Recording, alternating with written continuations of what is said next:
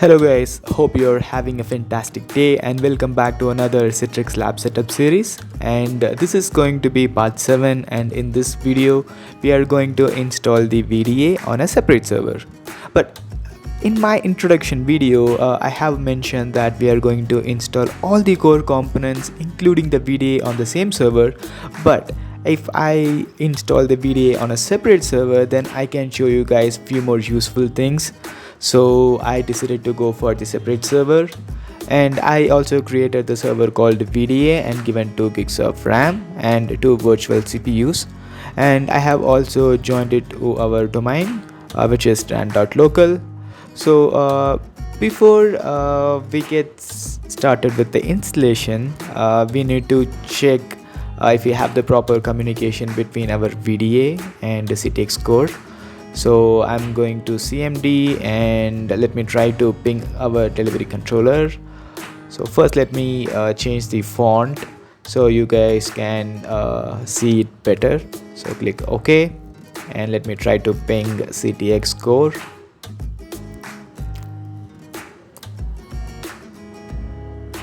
Okay, we are getting a request timed out.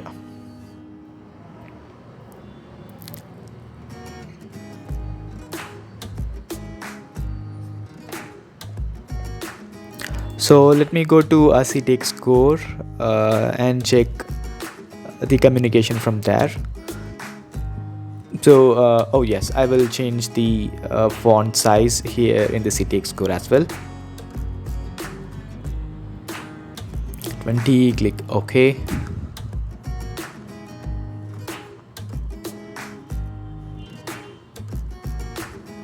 Okay, we are getting request timed out here as well. So the main reason would be the firewall. Let me go to run, and you can open the Windows firewall with the run command, which is firewall.cpl. Click OK. Yes, there it is. Let me turn off the domain firewall and the private as well.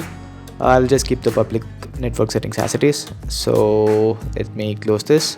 So I'll go back to my VDA server and let's see if we can ping the CTX core from here. Okay, perfect. It is now pinging. Okay, let me go to firewall on this server. So firewall.cpl. Okay, here also I will turn off the domain and private firewalls.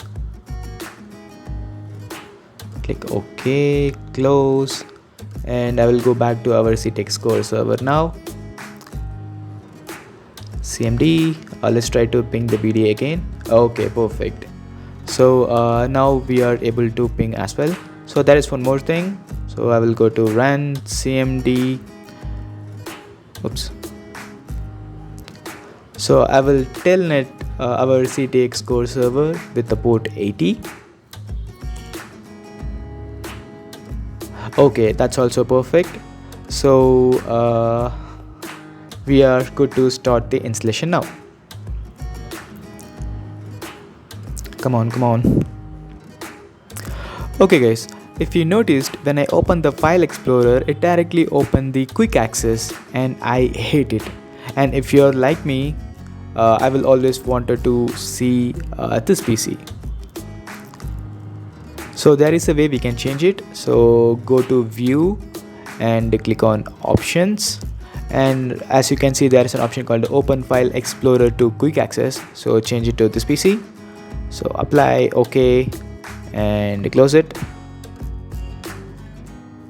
Okay, perfect. Now it directly opened this PC. So inside this PC I have created the folder called the VDA 7.15 setup, and I already extracted the ISO. So we can start the installation by right clicking on the auto select and click on run as administrator. Yep.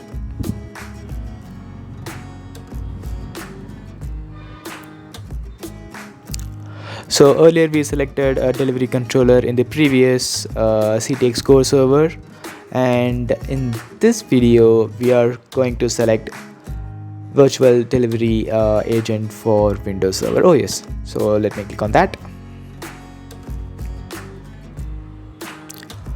Okay, I'm going to select enable connection to a server machine and click on next. Yes, I'm going to keep the Citrix receiver. Click on next. So we are not going to need these additional components, so click on next. So let's type in our delivery controller name, which is Citrix core.dran.local. Let's disconnection. Oh, we got an error. No running instance of a controller was found on Citrix core.dran.local. Okay, something wrong. So let's go back to our Citrix core server and let's check the services, because that could be one of the reasons.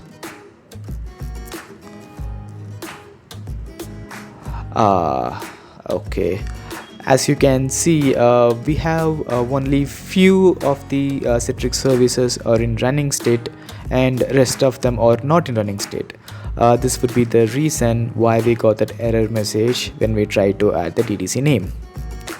So we need to get all these services in a running state to make sure we are all good, but at the same time we don't need to right click and start each one of the services, because it will take a long time.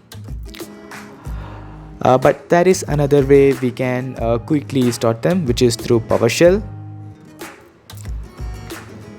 So let me just clear the screen.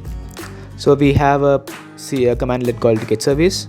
So this will get all these services, but we don't need them. So what we need, only the Citrix services that we can get by the parameter name, display name, and Citrix star. So the star is a wildcard. It will get all the services which is starting with the name Citrix. Let's try to click on enter. Okay, we got all the Citrix services, but we got both of them running as well as stopped.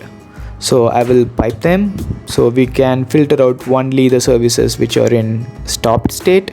So where status equal to stopped. Okay, now we got all the stopped Citrix services, and we can start them by piping them into start-service. Okay guys, so this will take some time, so I'm just gonna skip this video where we got all the services in started state. So all the services were started and test connection also successful, as you can see the green tick here. Let me click on add and click on next. So I'm going to keep this optimized performance feature, and the second one is use Windows remote assistance. I'm going to enable it as well, so only then we can use the director feature shadow session for this VDA. Next one is use real-time audio transport for audio. So we don't need this because we are not going to install Skype or Teams. The next one is FrameHawk. Even I don't know why it is used, and you can see the purpose of FrameHawk here, so we don't need it anyway. Click on next, and these are all the ports needed, and I'm gonna keep automatically, and let's click on next. Okay, install. All these prerequisites will need reboots in the meanwhile, maybe a couple of times, so let's give it some time. Okay, yes, I knew it. Let me close it. Okay guys, I will skip the video after the reboot.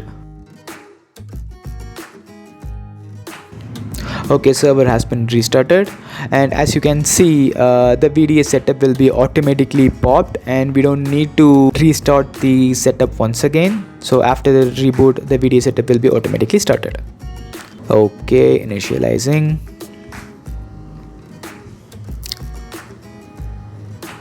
Okay guys, since it's gonna take some time, I'm gonna skip this video after the installation. Okay, prerequisites and core components are installed and initialized, and I do not want to participate in call home feature, so I just selected that, and let me click on next.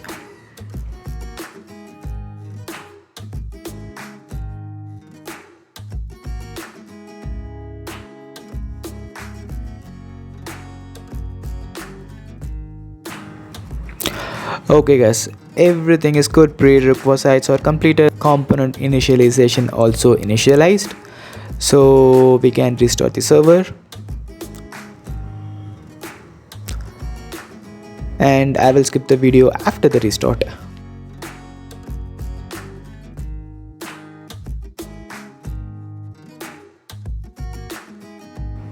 Okay guys, server has been restarted. So let me go to run appwiz.cpl.